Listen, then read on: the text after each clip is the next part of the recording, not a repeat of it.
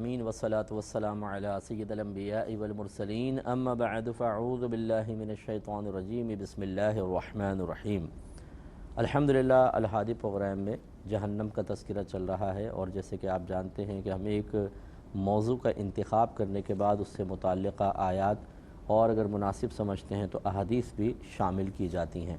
اس programme کا بڑا مقصد قرآن فہمی ہے اور لوگوں کو قرآن کے قریب لانا، اور جو قرآن کے نزول کے بنیادی مقاصد میں سے ایک بڑا مقصد ہے کہ قرآن سے ہدایت حاصل کی جائے، تو اس ہدایت کی طرف لوگوں کو لانے کی کوشش کرنا۔ اور اللہ کا بڑا کرم ہے کہ ایک مسلمانوں کی بڑی تعداد ہے جو اس پروگرام کو دیکھتی ہے اور لائک بھی کرتی ہے اور اس سے استفادہ بھی کر رہی ہے۔ اس لیے میں اپنے تمام دیکھنے والوں سے گزارش کروں گا کہ کوشش کیا کیجئے کہ کم از کم کسی ایک دو کو دعوت دے کر یہ پروگرام دکھوائیں۔ ہو سکتا ہے کہ ہماری کوئی بات کسی کے دل پر اثر کر جائے، وہ نمازی بن جائے، نیک ہو جائے، گناہ چھوڑ دے، سابقہ گناہوں پر توبہ کر لے، علم دین سیکھنا شروع کر دے، اللہ کے قریب ہو جائے، تو انشاءاللہ آپ کے لیے بھی بہت بڑا ثواب جاریہ ہوگا۔ سورہ زمر کی کچھ آیات میں آپ کی خدمت میں جہنم کے حوالے سے عرض کر رہا تھا، اور بعض اوقات ایسا ہوتا ہے کہ سیاق و سباق میں جو کچھ ذکر کیا گیا ہوتا ہے ہم اسے بھی بیان کر دیتے ہیں حصول برکت کے لیے، حصول نصیحت کے لیے۔ تو ایسے ہی کچھ آیات چل رہی تھیں کہ اللہ تبارک و تعالیٰ نے بروز قیامت جو دو نفقے ہوں گے، یعنی سور پھونکے جائیں گے، پہلا سور پھونکیں گے تو تمام مخلوق فوت ہو جائے گی اور کچھ بس زندہ رہیں گے، جس میں کہا گیا ہے کہ وہ جبریل امین ہوں گے، میکائیل ہوں گے، اسرافیل ہوں گے، عزرائیل علیہ السلام ہوں گے۔ لیکن پھر دوسرا سور جب پھونکا جائے گا، ان کے درمیان 40 برس کا فاصلہ ہوگا، تو ان فرشتوں کو بھی اللہ تبارک و تعالی وفات دے گا، ان کی روحیں قبض کر لی جائیں گی۔ اس کے بعد پھر حضرت اسرافیل علیہ السلام زندہ ہوں گے اور پھر وہ سور پھونکیں گے، اب سب کے سب اٹھیں گے۔ تو یہ دو نفخوں کا اللہ تعالیٰ یہاں ذکر فرماتا ہے، وَنُفِخَ فِي الصُّورِ، اور سور پھونکا جائے گا، فَصَعِقَ مَنْ فِي السَّمَاوَاتِ وَمَنْ فِي الْأَرْضِ، تو بے ہوش ہو جائیں گے جتنے آسمانوں میں ہیں اور جتنے زمین میں ہیں۔ بے ہوش سے مراد ختم ہو جانا، رخصت ہو جانا، الا من شاء اللہ، مگر جنہیں اللہ تبارک و تعالی چاہے۔ ثم نفخ فیہ اخری، پھر وہ سور دوبارہ پھونکا جائے گا، فاذا هم قیام ینظرون، جبھی وہ دیکھتے ہوئے کھڑے ہو جائیں گے، یعنی وہ عالم تحیر میں ہوں گے، ایک دم زندہ ہوتے جائیں گے اور اطراف میں دیکھیں گے تو بڑا ہی پرہیبت قسم کا ماحول ہوگا، کیونکہ اب نہ آسمان ہے، نہ زمین ہے، نہ ستارے ہیں، نہ چاند ہیں، سب فنا ہو گئے۔ ایک جدید زمین قائم کی جائے گی جس پہ سب وہاں پر جمع ہوں گے، جس کو میدان محشر کہا جاتا ہے۔ اللہ تعالیٰ فرماتا ہے وَأَشْرَقَتِ الْأَرْضُ بِنُورِ رَبِّهَا وَوُضِعَ الْكِتَابُ وَجِيءَ بِالنَّبِيِّينَ وَالشُّهَدَاءِ وَقُضِيَ بَيْنَهُمْ بِالْحَقِّ وَهُمْ لَا يُظْلَمُونَ۔ اللہ تعالیٰ فرماتا ہے اور زمین اللہ اپنے رب کے نور سے جگمگا اٹھے گی، یعنی جو نئی زمین بنائی جائے گی اللہ تعالیٰ تجلی فرمائے گا اور وہ جگمگا جائے گی، روشن ہو جائے گی، اور یہ روشنی نہ سورج کی وجہ سے ہے نہ چاند کی وجہ سے، کیونکہ وہ تو بے نور کر دیے جائیں گے۔ وَوُضِعَ الْكِتَابُ، اور رکھی جائے گی کتاب۔ اب کتاب سے مراد یا تو لوح محفوظ ہے یا پھر ہمارے نامہ اعمال ہیں کہ وہ اللہ کی بارگاہ میں پیش کیے جائیں گے۔ وَجِيءَ بِالنَّبِيِّينَ وَالشُّهَدَاءِ، اور لائے جائیں گے انبیاء اور شہداء، وَقُضِيَ بَيْنَهُمْ بِالْحَقِّ، اور ان کے وَقُضِيَ بَيْنَهُمْ، اور لوگوں کے درمیان بالکل حق کے ساتھ فیصلہ ہوگا، وَهُمْ لَا يُظْلَمُونَ، اور وہ ظلم نہیں کیے جائیں گے۔ اللہ تعالیٰ سب کو بلوائے گا، ایک ایک شخص کا حساب و کتاب جس کا اللہ لینا چاہے گا، ورنہ ہزارہ ایسے ہوں گے جو بلا حساب و کتاب داخل جنت ہوں گے۔ تو اللہ تبارک و تعالیٰ جس کا حساب لینا چاہے گا اسے سامنے کھڑا کرے گا، نام اعمال ہاتھ میں دیا جائے گا، وہ پڑھ کر سنائے گا، اور جو نجات پائے گا وہ نجات پائے گا، اور جو ایسے ہوں گے گناہ گار، کفار، مشرکین، تو وہ سب جہنم میں جائیں گے جن سے اللہ ناراض ہوگا۔ تو کافر وغیرہ تو یقیناً جہنم میں جائیں گے، مسلمانوں میں ایسا ہوگا جس سے اللہ ناراض ہوگا اس کو جہنم میں ڈالے گا۔ وَسِيقَ الَّذِينَ كَفَرُوا إِلَى جَهَنَّمَ زُمَرًا، اور کافر جہنم کی طرف گروہ در گروہ ہانکے جائیں گے۔ یعنی حقیقت یہ ہے کہ کافر کو تو صرف ذلیل اور شرمندہ کرنے کے لیے اللہ تعالیٰ کھڑا کر کے ان کا نام اعمال ہاتھ میں دے گا کہ پڑھ کر سناؤ، تاکہ ان کو ذلت ہو، ندامت ہو، شرمندگی ہو، اور ایک اظہار قدرت بھی ہوگا وہ یہ کہ بعض اس میں سے انکار کریں گے کہ یہ تو ہمارا نام اعمالی نہیں ہے، تو اللہ تعالیٰ ان کی زبانوں کو بند کر دے گا اور ان کے ہاتھ، ان کے پیر اور جسمانی اعضاء ان کی خطاؤں اور گناہوں کی گواہیاں دیں گے۔ اور اسی طرح یہ بھی اظہار قدرت ہوگا کہ اربوں خربوں کافر،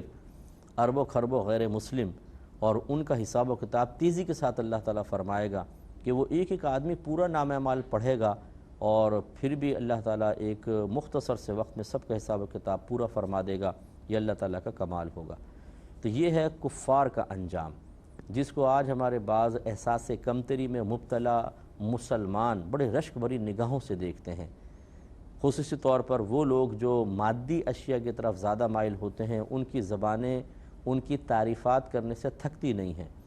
اور یہ کوئی بعید نہیں ہے کہ ہماری نوجوان نسل جو اس قسم کی متاثر کن حرکتیں کرتی ہے، یعنی ظاہر کرتی ہے کہ ہم بڑے متاثر ہو گئے ہیں، تو وہ معاذ اللہ ثم معاذ اللہ شیطان کے بہکائے میں آ کر کفر کو اچھا اور اسلام کو برا سمجھنا شروع کر دیں۔ یہ بھی ہو سکتا ہے، اس لیے اس میں بڑی سمجھداری کا مظاہرہ کرنا چاہیے، اور ان آیات کو پڑھنا چاہیے کہ دنیاوی ترقی کچھ بھی نہیں ہے، یہ سب یہاں ختم ہو جائے گی۔ قیامت جب قائم ہوگی تو سب ختم ہو جائے گا، جتنی جدید ٹیکنالوجیز ہیں، کچھ بھی ہے، وہ سب یہاں رہ جائے گا۔ اب میدان محشر میں تو وہ ہوگا جو اللہ تبارک و تعالیٰ نے خود قرآن عظیم میں بیان کیا یا اپنے حبیب کریم صلی اللہ علیہ وسلم کی زبان اقدس سے بیان کروایا، کہ سب خالی ہاتھ وہاں پہنچیں گے اور کافر گروہ در گروہ جہنم میں جا رہے ہوں گے۔ تو جو بڑی جدید ٹیکنالوجی کے حامل ہیں، جو مسلمانوں پہ ظلم و ستم کرنے والا ہو، جو کسی بھی طریقے سے پوری دنیا پر فرض کر لیں حکومت کرنے والا ہو، لیکن وہاں نہتہ ہوگا، حقیر ہوں گے اور سیدھے جہنم میں ڈال دیے جائیں گے، اور وہ بھی ایسے ڈالے جائیں گے کہ پھر دوبارہ نکلنا نصیب نہیں ہوگا۔ حتی اذا جاؤوها فتحت ابوابها وقال لهم خزنتها الم یأتکم رسل منکم یتلون علیکم آیات ربکم وینذرونکم لقاء یومکم هذا قالوا بلا ولکن حقت کلمۃ العذاب علی الکافرین، یہاں تک کہ جب وہ جہنم کے قریب آئیں گے تو اس کے دروازے کھول دیے جائیں گے، اور کہیں گے ان کے لیے اس جہنم کے داروغہ، جو وہاں فرشتے کھڑے ہوں گے، وہ ان سے پوچھیں گے کہ کیا تمہارے پاس تمہیں میں سے وہ رسول نہ آئے تھے جو اللہ کی آیات تم پر پڑھتے تھے، تلاوت کرتے تھے، اور تمہیں اس دن کی ملاقات سے ڈراتے تھے؟ تو وہ کہیں گے کہ ہاں بالکل ایسا ہی ہے۔ اور اللہ تعالیٰ فرماتا ہے لیکن عذاب کا قول کافروں پر ٹھیک اترا،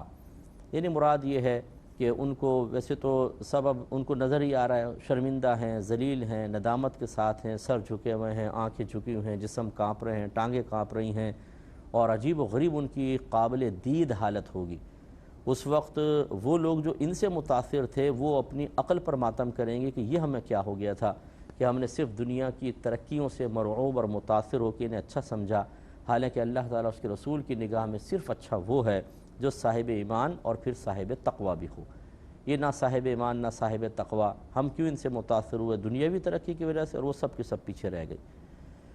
تو یہ ویسے ہی وہ مطلب وہ بھی شرمندہ ہوں گے، اور جو ان کو اچھے سمجھنے والے ہیں وہ بھی، لیکن ان کو مزید ذلیل کرنے کے لیے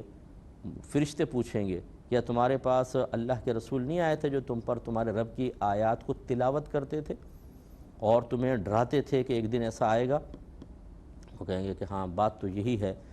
لیکن اللہ تعالیٰ فرماتا ہے کہ ان کے لیے ایک لکھا ہوا قول جو تھا وہ پورا ہو جائے گا۔ وہ کیا ہے کہ اللہ تبارک و تعالیٰ نے جب قلم کو پیدا فرمایا تو اسے فرمایا لکھ۔ قلم نے پوچھا یا رب کریم کیا لکھوں؟ ایک لوح بھی پیدا فرمایا، بہت بڑا تختی فرمایا اس پہ لکھ۔ پوچھا یا رب کریم کیا لکھوں؟ فرمایا جو کچھ ہو چکا اور جو ہونے والا ہے سب لکھ دے۔ تو اس نے لکھ دیا، اور اس میں یہ بھی لکھ دیا کہ کون سعید ہوگا، کون شقی ہوگا، کون کافر مرے گا اور کون مسلمان مرے گا۔ لیکن یہ ایسا نہیں ہے کہ اللہ تعالیٰ نے لکھوا کر ہم پر مسلط کر دیا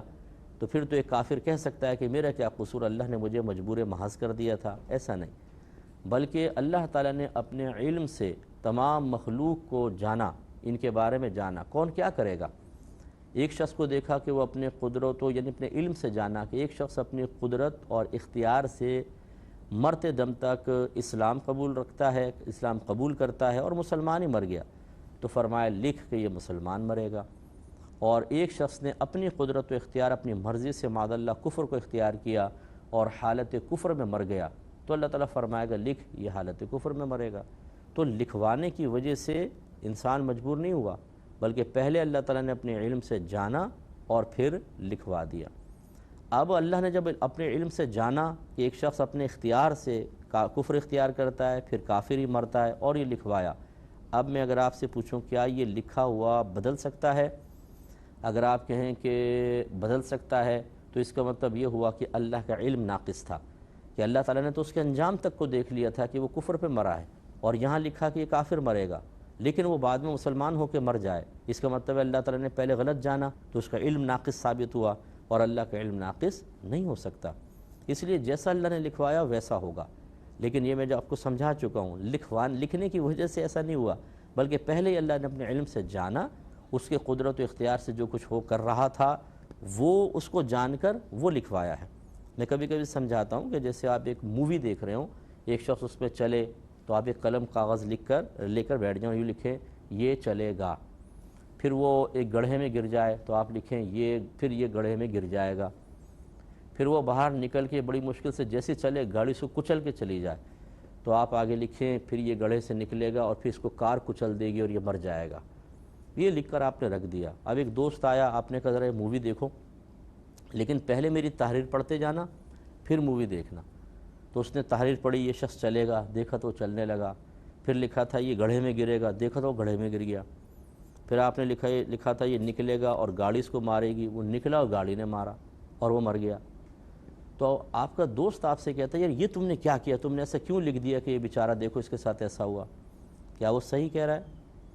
تو آپ جواب دیں گے کہ میرے لکھنے سے ایسا نہیں ہوا بھائی جان، بلکہ میں نے دیکھ کر لکھوایا تھا یا دیکھ کر لکھا تھا، تو میرے لکھنے سے ایسا نہیں ہو رہا، بلکہ اس نے سب کچھ کیا وہ میں نے یہاں لکھا ہے بلا تمثیل۔ بس اسی طریقے سے اب آپ اچھی طرح اللہ تعالیٰ یہ بیان فرما رہا ہے کہ ان کے پاس رسول بھی آئے جنہوں نے قرآن پاک اور جو بھی اللہ نے اس وقت کی کتابیں اور صحائف نازل کی ان کی تلاوتیں کی ہیں، انہیں قیامت کے روز سے ڈرایا ہے، لیکن یہ پھر بھی حالت کفر میں مرے، اپنے قدرت و اختیار سے مرے۔ تو اس کا مطلب ہے جو اللہ تعالیٰ نے ان کے بارے میں لوح محفوظ میں لکھوایا تھا بعینی ویسا پورا ہوا، یہ نہیں کہ مجبور محض کر دیے گئے تھے۔ بس یہاں پر یہ اللہ تعالیٰ بیان فرما رہا ہے۔ تو ان سے جب فرشتے پوچھیں گے کیا تمہارے پاس ایسے رسول نہیں آئے تھے جنہوں نے تم پر اللہ تعالیٰ کی آیات کو تلاوت کیا اور تمہیں اس دن کی ملاقات سے ڈراتے تھے؟ تو وہ کہیں گے کہ ہاں۔ اللہ تعالیٰ فرماتا ہے اور لیکن حقت کلمۃ العذاب علی الکافرین، کافرین پر جو اللہ تعالیٰ کے عذاب کا فیصلہ تھا وہ اصل میں ثابت ہو گیا، جو پہلے سے ثابت شدہ تھا کہ لوح محفوظ میں لکھوا ہوا تھا۔ تو خلاصہ کلام یہ ہے کہ وہ کفار ذلیل کیے جائیں گے اور ان کی زبان سے اقرار کروایا جائے گا کہ قصور کسی کا نہیں، ہمارا اپنا ہے۔ تو اس میں ذرا توجہ فرمائیے کہ آپ اور میں بھی اپنے اپنے قبور میں ہوں گے، تو ایک تو اللہ تعالیٰ ہمیں موت دے گا، پھر نفقہ اولا تو ہمارے سامنے نہیں ہوگا، نفقہ اولا تو جو اس وقت لوگ زندہ ہوں گے، پہلی سور پھونکی جائے گی وہ سب کے سب فوت ہو جائیں گے۔ اب جب دوسری پھونکی جائے گی تو سب کے سب پھر باہر نکلیں گے اور اپنی قبور سے زندہ ہو کر اٹھیں گے، اور جو پہلے ہی زندہ ہیں جیسے شہداء ہیں، انبیاء علیہم السلام ہیں اور اولیاء عظام ہیں جو ایک کامل حیات کے ساتھ اپنی قبور میں ہوتے ہیں، وہ تو پہلے ان مناظر کو دیکھ رہے ہوں گے تو وہ اپنی قبور سے بہرحال اللہ کے حکم سے باہر آ جائیں گے۔ پھر ہم سب چلیں گے میدان محشر کی طرف، ہر ایک کے دل میں خوف ہوگا اور ندامت شرمندگی بھی ہوگی اور ڈر ہوگا، ہیبت ہوگی، ہر شخص کو اپنی خطائیں یاد آئیں گی، قوت حافظہ اتنی زبردست ہوگی کہ ایک بھی چیز نہیں بھولے گی، ساری جتنی میموری کے اندر چیزیں ہیں نا، یہ سمجھ لیجئے کہ ہم جو دیکھتے ہیں، جو سنتے ہیں، جو بولتے ہیں، جو واقعات ہمارے سامنے ہوتے ہیں وہ ذہن میں محفوظ ہو جاتے ہیں، پھر ہمارا ذہن اس کو پچھلے حصے کی طرف دھکیل دیتا ہے جس کو حافظہ کہتے ہیں، مطلب ایک خانہ ہے سمجھ لیجئے، ایک حصہ ہے جس میں تمام میموریز جمع ہو جاتی ہیں۔ اب وہ چونکہ مطلب ہم بھولنے کی عادت میں مبتلا ہوتے ہیں، ہمارا ذہن کمزور ہوتا ہے، تو ہم بہت کوئی پرانے واقعے کے بارے میں اپنے ذہن کو گویا کہ حکم دیتے ہیں ذرا ڈھونڈ کے لاؤ وہ واقعہ کیا تھا، وہ بات کیا تھی، تو ہمارا ذہن بعض اوقات اس تمام خزانے میں سے اس چیز کو تلاش کرنے میں ناکام ہو جاتا ہے۔ اس کا مطلب یہ نہیں کہ وہ ذہن سے نکل جاتی ہے، یہی وجہ ہے کہ بعض اوقات زور دیتے ہیں ذہن میں کوئی چیز یاد نہیں آتی، لیکن تھوڑی دیر بعد کہتے ہیں اوہ ہو اب یاد آئی یہ. اس کا مطلب یہ ہے کہ جب آپ کہہ رہے ہیں یاد نہیں آ رہی تو کیا وہ ذہن سے محو ہو گئی, مٹ گئی؟ اگر مٹ جاتی تو دوبارہ کیسے یاد آ گئی؟ تو بس یہ سمجھ لیجیے سب محفوظ ہے. اب بروز قیامت اللہ تبارک و تعالیٰ کی قدرت کاملہ کا اظہار مختلف چیزوں کے اندر ہوگا, جس میں سے ایک یہ ہوگا جتنی میموری ہوگی وہ سب کی سب ایک دم ذہن اس کو حاضر کر سکے گا. جو چیز یاد کرنا چاہیں گے لفظ بلفظ یاد ہوگی, کس کے ساتھ ہم نے کیا بولا تھا, کس پہ کیا ظلم کیا تھا. یہ چیز خوف میں مبتلا کرے گی کہ انسان کو کوئی چیز بھولے گی نہیں اور وہ پریشان ہوگا کہ واقعی ایسا ہے, اور کسی نہ کسی طریقے سے یعنی اللہ تعالیٰ اس کو یاد کروائے گا. تو خلاصہ کلام یہ ہے کہ پھر ہمیں اپنی تمام تر برائیاں اور شرارتیں اور مستیاں وہ سب یاد آئیں گی. تو یہ مسلمان کو بھی اس سے درس حاصل کرنا چاہیے کہ وہ بڑا پرہیبت ماحول ہوگا, لیکن انہی میں سے بعض ایسے ہوں گے جو بڑی راحت کے ساتھ ہوں گے, سکون کے ساتھ ہوں گے, مسکراتے چہروں کے ساتھ ہوں گے.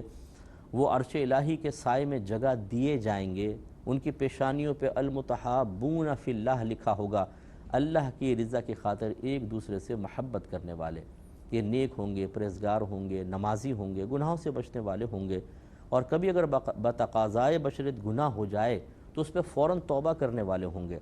ان کی دوستیاں صرف اللہ کے لیے ہوں گی, وہ اللہ کے لیے ہی کسی کو کچھ دیں گے, وہ اللہ کی رضا کی خاطر ہی کسی سے کچھ روکیں گے. ان کی دشمنی, ان کی نفرت, ان کی ناپسندیدگی صرف اللہ کی رضا کے تابع ہوگی. یہ وہ گروہ ہوگا. تو یہ آج ہم ایسا بن سکتے ہیں, کوئی ایسا مشکل نہیں ہے, لیکن ہم بننا چاہتے نہیں ہیں. ہم گندے رہنا چاہتے ہیں, ہم برے رہنا چاہتے ہیں, ہم خراب رہنا چاہتے ہیں, ہم گندی عادات میں مبتلا رہنا چاہتے ہیں, کیونکہ اکثر ہمارا تعلق نفس و شیطان سے زیادہ اور اللہ اس کے رسول سے کم رہتا ہے. تو اس لیے جس سے محبت ہوتی ہے, جس سے تعلق مضبوط ہوتا ہے, جس کا انسان زیادہ کہنا مان رہا ہوتا ہے, اطاعت کرتا ہے, مطیع فرمانبردار ہوتا ہے, اسی کی بات کی طرف انسان زیادہ مائل رہتا ہے. میدان محشر میں سب کچھ ظاہر ہوگا. اس لیے ہر سننے والے ہمارے بھائی بہن کو, مجھ سمیت, میں بھی کوئی ایسا نہیں کہ میں آپ کو حقیر سمجھ رہا ہوں اور اپنے آپ کو بہت اپر لیول پہ سمجھ رہا ہوں. اللہ مجھے بھی نیک بنائے, پرہیزگار بنائے, میری آنے والی نسلوں کو بھی, اور میں آپ سب کے لیے دعا گو ہیں اللہ تعالیٰ آپ کو اور آپ کی نسلوں کو صاحب علم بنائے, صاحب تقوی بنائے. تو پھر میدان محشر میں بڑی راحت اور سکون ہے. تو اللہ تعالیٰ نے ان آیات کو کیوں بیان فرمایا, اس کا بنیادی مقصد یہ ہے کہ پڑھو اور عبرت حاصل کرو, اس سے پہلے کہ وہ وقت آ جائے کہ انسان پچھتا کر واپس نہ آ سکے. ابھی پچھتا کر ہم فوراً سے پیشتر توبہ کر کے اللہ سے اپنے تعلق کو مضبوط کریں. انشاءاللہ نیکسٹ پروگرام میں اس پر اور مزید کلام ہوگا. وآخر دعوانا ان الحمدللہ رب العالمین.